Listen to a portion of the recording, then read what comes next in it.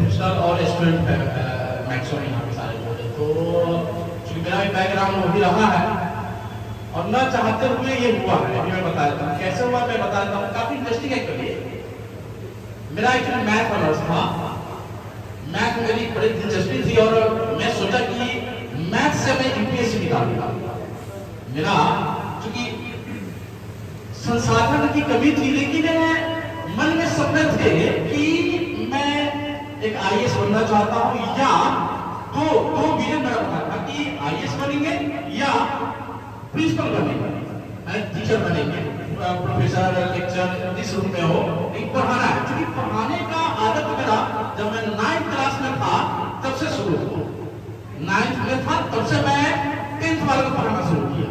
ये भी मेरे लाइफ में बड़ी अद्भुत चीज है, क्योंकि जब मैं पढ़ता था तो मेरे समय का सिलेबस 9th-10th था और मेरे साथ हुआ कि मेरे एक टीचर मिल गए थे, 9th-10th का मैंने खत्म कर दिया। तो और गांव में थोड़ा सा हालांकि बड़ी तेज है, सरकारी नौकरी करते हुई लाल बंदी करते हो, मैंने एक चर्चा पर चर्चा हो गया, मन में बैठ भी जाता है, मेरे दबाव भी आता है। तो मेरे साथ भी ऐसा ही हुआ, मैं भागते पढ़ते चला गया मुखर्जी नगर गया। हर एक कोचिंग जो आईएएस का था सब में मैंने गया, मुझ पे कर लिया, पूछताछ किया और अपना बैकग्राउंड चेक किया। लगा कि नहीं, ये हमसे नहीं हो पाएगा। कारण वहां पे जैसे फीडबैक आ रहे थे कि अगर एक बार में नहीं हुआ फिर दोबारा बार करना ही पड़ेगा, तीसरा बार करना पड़ेगा, इनके चांस है करिए।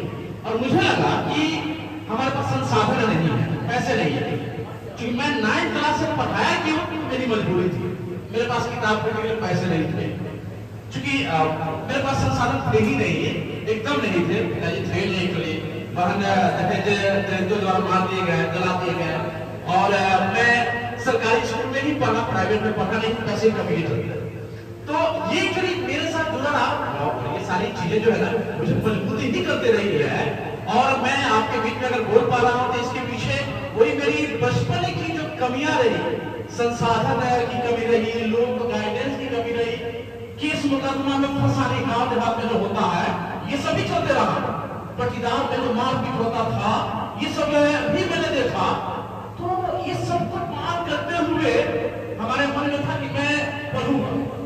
जब 10th पास किया, अनुमंडल में सेकेंड टॉपर था मैं, तो मम्मी की तरफ से ये आया,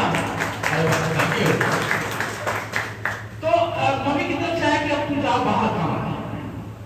मम्मी दूसरे घर में काम करती थी, जो बर्तन चौका होता है खाना बनाना, तो वहीं पे मैं भी खाता था। मैं 3 भाई में सबसे छोटा हूँ, तो दोनों भाई बाहर कमाते थे, तीसरा मैं लाइन में लगा हुआ। तो मैट्रिक में पास कर गया, तो हुआ क्या चीज कि चले जाओ बाहर कमाने। देखिए राज की बात बताता हूँ आपको, मैं जब 5वीं-6वीं क्लास में था तब से कमाना शुरू कर दिया था।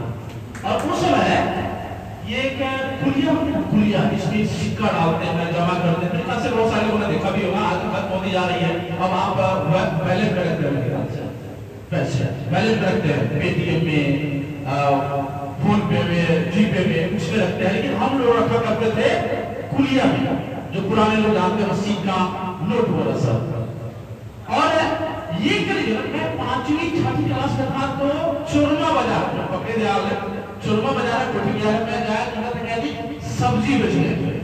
तो वहां जो मुनाफा होते थे मैं जमा करता था, उससे किताब को भी खरीदता था। और 9th क्लास में तो ट्यूशन पढ़ना शुरू किया, तो मैं उसी पैसे दिया करता था। ये के लिए मेरे पास पैसे जमा हो। मम्मी दीदी बोली कि तुम बाहर कमाने जाओ अपने के साथ, मैं नहीं जाऊंगा। मैं मना कर दिया, मैं बोला कि मैं जाऊंगा पढ़ने। मैं मोतिहारी आ गया, ट्यूशन फी वाला सब मैं जमा जो किया था, गुड़िया बोल करके लाया, ट्यूशन फी दिया था। मुझे अच्छा सिक्का की उनका भी आशा की, तो सिक्का कहां से लाया।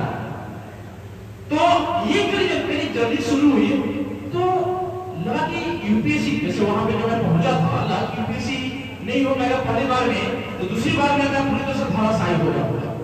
तो फाइनेंशियल सपोर्ट नहीं है, अपने तक में कितना करेंगे। मैंने सारा उन्होंने सब चेक किया, ट्यूशन फी चेक किया।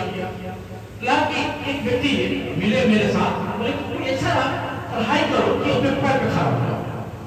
ठीक है, जरा दिमाग में वो बात क्लिक करी कि पैर पे खड़ा होने वाली कौन सी पढ़ाई होगी भाई। तो कंप्यूटर के क्षेत्र में कोई ऐसी मैंने कोर्स तो पता है मैंने डीसीए किया, मैंने डीसीए किया। उसके बाद मैं थोड़ा कर रहा था तो कहीं से जानकारी मिली कि इसका इंश्योरेंस लेकर एमसीए कर सकते हैं। मैंने इंश्योरेंस दिया, बीएचयू, आईपी, बीआईटी, एनआईटी में भी हो गया। मैंने जो तैयारी किया दिल्ली जाकर के कोचिंग लिया इसका, और मैंने बीआईटी में सर पहला काउंसलिंग करवाया, मेरा सिलेक्शन हो गया, फाइनल हो गया। एनआईटी 2 दिन बाद था, सूरत का जाना था, मैं नहीं गया। तो पैसा कम लग रहा था लेकिन जाने में समय लगा था, पूछते कि वहां हो या ना हो, मैंने कंफर्म करा। बीआईटी में मेरी एडमिशन हो गई, मैंने अपना एमसीए वहां पे किया। क्योंकि हमारे अंदर जील था, जेईएल जील था, क्या चीज कंप्यूटर में पढ़ती, और दिमाग में ये बैठा था कि मुझे अपने पैर पे खड़ा होना है तो ठीक से पढ़ना पड़ेगा। और ये जो भीतर है थोड़ी सी कमी थी कि एक तो पहले टेक्निकल मैथ ऑनर्स था, कंप्यूटर फील्ड में एकदम जीरो, वहां पे बहुत सारे बच्चे ऐसे आए थे जो बीसीए करके आए थे, बड़े तेज भी थे।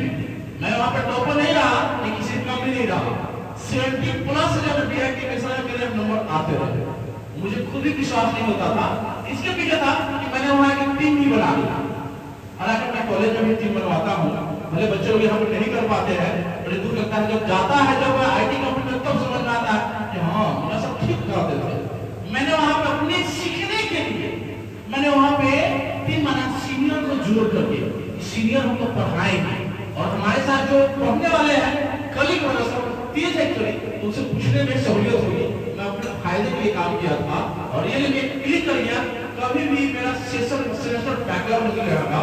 और बहुत सारे बच्चे लोगों को लगता था तो मुझे ऑप्शन लगता कैसे है, हमारे बच्चे लोगों को भी बैकग्राउंड लगता है क्योंकि नहीं पढ़ पाते हैं। तो जैसा सबको बताता हूँ, बाकी लोग भी बताते हैं, लेकिन भीतर में जो है जो आग है वो मुझे सफलता तक ले गई। और आज आपके बीच में कंप्यूटर साइंस और पीएचडी कर रहा हूँ, 10-12 साल से जो है कॉलेज में पढ़ा रहा हूँ।